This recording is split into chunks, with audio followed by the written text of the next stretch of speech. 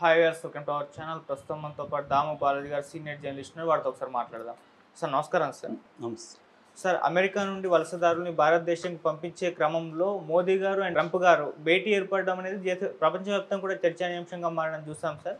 మరి వీళ్ళ భేటీ యొక్క ప్రధాన హైలైట్స్ ఏంటి, అండ్ దీనివల్ల తెలుగు వాళ్ళకి ఏమన్నా లాభాలు ఉండే అవకాశం ఉన్నాయా? ఇప్పుడు మోడీ ట్రంప్ జాయింట్ మీటింగ్ జరిగింది. ప్రెస్ మీట్ కూడా జాయింట్గా అయ్యారు. ఒక నోటు కూడా దాదాపు 31 అంశాలతో జాయింట్ స్టేట్మెంట్ కూడా రిలీజ్ చేశారు.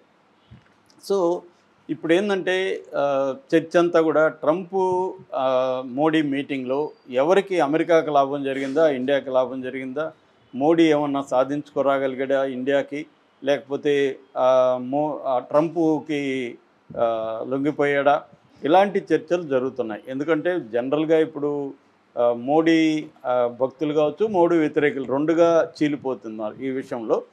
సో ముఖ్యంగా ఇమ్మిగ్రేషన్, ఇల్లీగల్ ఇమ్మిగ్రెంట్స్ని మనోళ్ళని 104 మందిని గొలుసులు వేసి సంకెళ్ళు వేసి పంపించారు. దానికి మోడీ వ్యతిరేకించలేదు, పైగా సమర్థిస్తూ జయశంకర్ పార్లమెంట్లో మాట్లాడాడు. ఇలాంటి విమర్శలు ఉన్నాయి. సో అసలు వీళ్ళ ఈ 31 అంశాలతో కూడిన జాయింట్ స్టేట్మెంట్లో ఏముంది, ఇండియాకి లాభమా నష్టమా, తెలుగు వాళ్ళకి దీనివల్ల ఏమన్నా లాభం జరిగిందా నష్టం జరిగిందా, ఇది మనం మాట్లాడదాం. సో ముందు నేను తెలుగు వాళ్ళ తర్వాత మాట్లాడతా. ఫస్ట్ వీడి స్టేట్మెంట్లో హైలైట్స్ ఏంటంటే, ఫస్ట్ వచ్చి రానా అనేవాడిని 2008లో ముంబై అటాక్స్లో కింగ్ పిన్ అంటారు, అతను దాన్ని డిజైన్ చేస్తాడు. అతను బేసిక్గా Canada citizen, but Pakistani ఆరిజను.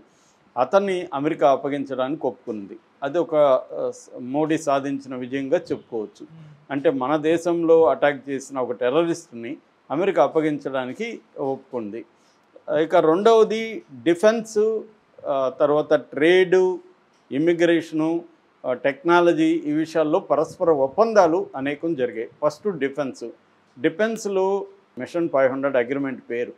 Machine 500 అంటే ఒక 10 ఏళ్లలో $500 బిలియన్ ఇది జరగాలి అనేది, ట్రేడ్ జరగాలనేది దీంట్లో ఒప్పందం. దీన్ని కాంపాక్ట్ అంటారన్నమాట. వాళ్ళు పెట్టారు. కాంపాక్ట్ అంటే catalysing opportunity for military partnership, accelerating commerce and technology. అది కాంపాక్ట్. 3 పదాలు వాడారు. కాంపాక్ట్ ఒకటి, ఏషియా ఒకటి, ట్రస్ట్ ఒకటి. నేను మిగతా 2 తర్వాత చెప్తాను. కాంపాక్ట్ అంటేమో ఈ కామర్సు, మిలిటరీ పార్ట్నర్షిప్, టెక్నాలజీ, వీటికి సంబంధించిన ఒక ఒప్పందాన్ని కాంపాక్ట్ అని చెప్పారు. డిఫెన్స్లో ఏంటంటే అమెరికా నుంచి మనం అనేక డిఫెన్స్ ట్రాన్స్పోర్ట్ కావచ్చు, డిఫెన్స్ వార్ఫేర్కి సంబంధించి కావచ్చు, F-35 లాంటి స్టెల్తీ విమానాలు కావచ్చు, తర్వాత షిప్ బేస్డ్ మిసైల్స్ కావచ్చు, ఇలా రకరకాలుగా అమెరికా నుంచి దిగుమతులు చేసుకోవడానికి ఒప్పందం జరిగింది. ఇది బేసిక్గా. రెండవది అటానమస్ సిస్టమ్స్ ఇండస్ట్రీ స్టాండర్డ్స్ అనమాట.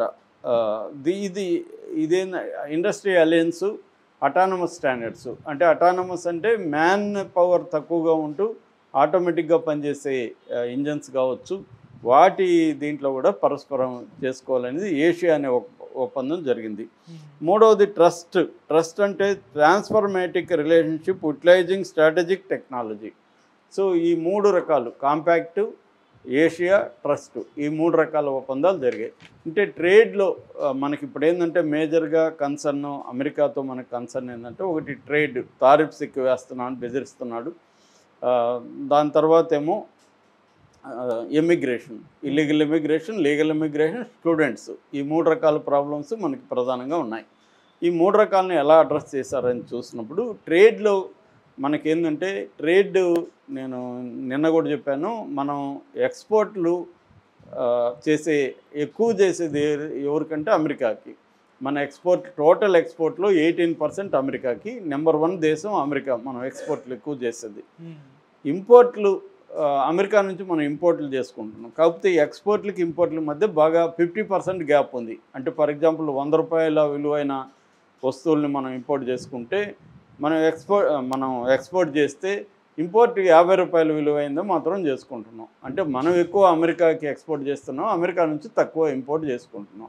దీనివల్ల ట్రేడ్ బ్యాలెన్స్ అంటారు. ట్రేడ్ బ్యాలెన్స్ అమెరికాకి 50% ఇండియాతో ఉంది. అమెరికా కంట్రీ ఎలాంటిదంటే అన్ని దేశాలతో కూడా ట్రేడ్ బ్యాలెన్స్, అన్ని దేశాలకి వాళ్ళ ఎక్స్పోర్ట్ కంటే కూడా అన్ని దేశాల నుంచి వాళ్ళు ఇంపోర్ట్స్ ఎక్కువ ఉన్నాయి. దీనివల్ల ఏమవుతుందంటే టారిఫ్స్ వాళ్ళకి ఎక్కువ పడుతున్నాయి. సో మనం ఇంపోర్ట్ చేసుకునే దాని మీద ఏమో టారిఫ్స్ ఎక్కువ వేస్తున్నాం, మన ఎక్స్పోర్ట్ మీద ఏమో అమెరికా టారిఫ్స్ తక్కువ ఉన్నాయి. ఇది ఎందుకు ఉంది అంటే సెకండ్ వరల్డ్ వార్ తర్వాత ట్రేడ్కి సంబంధించి అన్ని దేశాలు ఒప్పందాలు రకరకాల రూపాల్లో ఒప్పందాలు చేసుకుని దాని తర్వాత కాలంలో WTO వరల్డ్ ట్రేడ్ ఆర్గనైజేషన్ ఏర్పడింది, అగ్రిమెంట్స్ ఏర్పడ్డాయి. దాంతో ఏంటంటే అభివృద్ధి చెందిన దేశాలకి అభివృద్ధి చెందుతున్న దేశాల మధ్య తేడా ఉండాలి ట్రేడ్లో, ఈ ట్యాక్సెస్లో అనేది ఒప్పందం. ఎందుకంటే ఇప్పుడు అమెరికాలో రైతులు ఉంటారు, వాళ్ళు ఇండస్ట్రీస్ని టెక్నాలజీని ఉపయోగించుకుంటారు, వాళ్ళకి అమెరికన్ గవర్నమెంట్ సపోర్ట్ చేస్తుంది. మొన్నెవరో రైతు మాట్లాడుతున్నాడు, మాకు అసలు ఇక్కడ లాస్ అనేది ఉండదు వ్యవసాయంలో, ఒకవేళ లాస్ వస్తే కూడా మాకు ఇన్సూరెన్స్ వచ్చేస్తుంది, కాబట్టి లాస్ అనేది ఇక్కడ అగ్రికల్చర్లో లేదు అనేది ఆయన చెప్తున్నాడు. మనకి రివర్స్, లాస్ లేని అగ్రికల్చర్ ఇక్కడ ఉండదు. కాబట్టి మన అగ్రికల్చర్ని రైతుల్ని కాపాడడం కోసం అగ్రికల్చర్ ప్రోడక్ట్స్ని అమెరికా నుంచి తీసుకున్నప్పుడు మనం ఎక్కువ ట్యాక్స్లో టారిఫ్స్ వేస్తాము, మన ప్రోడక్ట్స్కి అమెరికాలో తక్కువ ఉంటాయి. దీనివల్ల ఇప్పుడు ఈ బ్యాలెన్స్ని అతను ట్రంప్ నేను వరల్డ్ ట్రేడ్ ఆర్గనైజేషన్ నేను పట్టించుకోనని చెప్తున్నాడు. అతను అన్ని దేశాలకు కూడా ఈక్వల్గా ఉండాలి, మా దేశం వస్తువుల మీద మీరెంత వేస్తే మీ దేశం వస్తువుల మీద నేను కూడా అంత వేస్తా అనేది ఆయన డిక్లేర్ చేశాడు. దానివల్ల ఇప్పుడు ఇండియాకి ఇబ్బందులు వచ్చే అవకాశం ఉంది.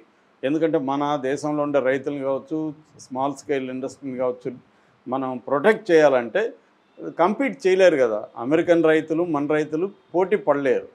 కాబట్టి మన రైతుల్ని మనం ప్రొటెక్ట్ చేసుకోవాలి, ఇది మన దేశం ఉన్న కర్తవ్యం.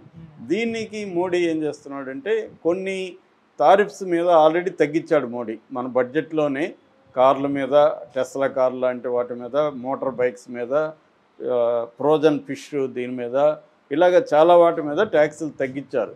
అంటే ముందుగానే మోడీ దగ్గరికి మనం వెళ్ళబోతాం కాబట్టి ముందుగా ట్రంప్తో మాట్లాడడానికి ఇబ్బంది ఉండదని మోడీ ప్రభుత్వం ఆలోచించి ముందుగానే ట్యాక్సుల్ని కొంత తగ్గించారు. తగ్గించిన తర్వాత అతను కూడా హ్యాపీగా ఫీల్ అయ్యాడు ట్రంప్, ఆల్రెడీ వీళ్ళు తగ్గించే పనిలో ఉన్నారని.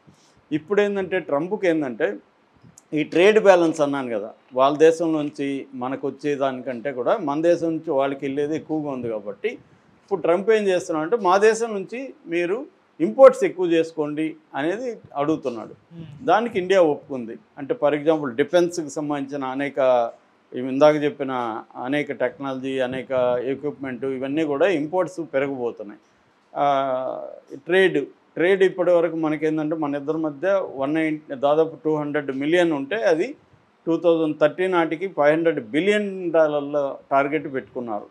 దీనివల్ల ముఖ్యంగా క్రూడ్ ఆయిల్, తర్వాత LNG లిక్విఫైడ్ నేచురల్ గ్యాసు, ఈ రెండు మనం ఎక్కువ ఇంపోర్ట్ చేసుకునేది ఏంటంటే ఈ రెండు ఎక్కువ చేసుకుంటున్నాం. ఇప్పటివరకు ఏంటంటే అమెరికా లీస్ట్లో ఉంది, మనం అమెరికా నుంచి ఎక్కువ చేసుకోవట్లేదు. యాక్చువల్గా రష్యా నుంచి ఎక్కువ చేసుకుంటున్నాం. మొన్నటి వరకు దాదాపు మన టోటల్ క్రూడ్ ఆయిల్ దిగుమతుల్లో 40% రష్యా నుంచి, ఈ మధ్య తగ్గింది, 35 నుంచి 30 వరకు తగ్గింది. ఎందుకంటే రష్యా మీద అమెరికా బ్యాన్ చేసింది, చాలా వ్యాపారం చేయొద్దు రష్యాతోనే. అందువల్ల యూరోపియన్ యూనియన్ మిగతా దేశాలు రష్యాతో చేయలేదు. కాబట్టి రష్యాలో క్రూడ్ ఆయిల్ ఎవరు కొనాలి? ఇండియా కొనడం మొదలుపెట్టింది. ఇండియా అమెరికన్ ఆక్షన్ని ధిక్కరించి రష్యా, ఎందుకంటే మా దేశ ప్రయోజనాలు ఇంపార్టెంట్, తక్కువకు దొరుకుతుంది, పైగా రూబుల్లో కూడా వాళ్ళు తీసుకుంటున్నారు, డాలర్ లేకపోయినా పర్లేదు. అందువల్ల రష్యా దగ్గర నుంచి మోడీ ప్రభుత్వం ఆయిల్ ఉత్పత్తుల్ని, క్రూడ్ ఆయిల్ని కొని దాన్ని రిఫైన్ చేసుకొని మనం పెట్రోలు, ప్లాస్టిక్, మిగతా డీజిల్ ఇవన్నీ దాని నుంచి మన వాళ్ళు తయారు చేసుకున్నారు. ఇప్పుడు ఏమైంది, అమెరికా ఏం చెప్తుందంటే మా దేశంలో మీరు ఎక్కువ కొనండి అనింది. మన వాళ్ళు ఒప్పుకున్నారు. దీనివల్ల ఒక ప్రాబ్లం ఉంది, అంటే రేట్లు ఏమో తక్కువగానే ఉన్నాయి అమెరికాలో, కానీ ట్రాన్స్పోర్ట్ ఎక్కువ ఖర్చు పడుతుంది. అందువల్ల పెట్రోలియం ఉత్పత్తి, క్రూడ్ ఆయిల్ ఉత్పత్తులు అమెరికా నుంచి కొనడం వల్ల ఇండియా మీద కొంత భారం పడే అవకాశం కనిపిస్తుంది. అయితే గ్యాస్ మాత్రం ఒకవేళ ఈ ట్రాన్స్పోర్ట్తో సహా కలుపుకున్నా కూడా మనకు చీప్గానే పడుతుంది అనేది మన ఎకనామిస్టులు చెప్తున్నారు. కాబట్టి కొన్ని ఇబ్బందులు మనకు ఉన్నాయి, కొన్ని బెనిఫిట్స్ కూడా ఉన్నాయి. ఎప్పుడైనా పరస్పర ట్రేడ్లో కొన్నిసార్లు మనకు కొన్ని ఇబ్బందులు ఉంటాయి, కొన్ని అడ్వాంటేజెస్ ఉంటాయి. సో ఏదేమైనా అమెరికాతో మనం ఒక సుహృద్భావ వాతావరణంలో జరిగింది. అందరూ అనుకున్నట్టు ట్రంప్ ఏమి చాలా యాంటీగా ఏం లేడు. కాకపోతే అతను ఏంటంటే అమెరికాని సంబంధించిన ఎక్కడెక్కడ ప్రాబ్లమ్స్ ఉన్నాయో కట్ చేసుకుంటూ వస్తున్నాడు. అతని పాయింట్ ఆఫ్ వ్యూలో, అమెరికా పాయింట్ ఆఫ్ వ్యూలో అతను అమెరికాకి మేలు చేయడానికి ట్రై చేస్తున్నాడు. మోడీ పాయింట్ ఆఫ్ వ్యూలో మోడీ ఇండియాకి ఎంతవరకు బెనిఫిట్ చేయగలం అనేది మోడీ చూస్తున్నాడు. ఇక్కడ కొంత కాంప్రమైజ్ అవ్వాలి. ఇక నెక్స్ట్ వచ్చి ఇమిగ్రేషన్లో తెలుగు వాళ్ళకి బెనిఫిటా కాదనే చర్చ నడుస్తుంది. ఒకటి ఇల్లీగల్ ఇమిగ్రెంట్స్కి బెనిఫిట్ కాదు. ఇల్లీగల్ ఇమిగ్రెంట్స్ విషయంలో ట్రంప్ కాంప్రమైజ్ కాడు. మోడీ కూడా దానికి అంగీకరించాడు. ఇల్లీగల్ ఇమిగ్రెంట్స్ మోడీనే కాదు, ఏ దేశమైనా అంగీకరించాల్సిందే. ఎందుకంటే మన దేశంలో నుంచి ఇల్లీగల్గా పోతే మనం ఎట్లా దాన్ని ఎంకరేజ్ చేస్తాం? చేయం కదా. సో కాకపోతే గొలుసులు వేయొద్దని అడిగినట్టుగా చెప్తున్నారు. అగ్రిమెంట్లు అయితే అవేమీ లేవు. గొలుసులు వేయమని కానీ అవేమీ లేవు. మామూలుగా అడిగినట్టు చెప్తున్నారు. అందులో వాళ్ళు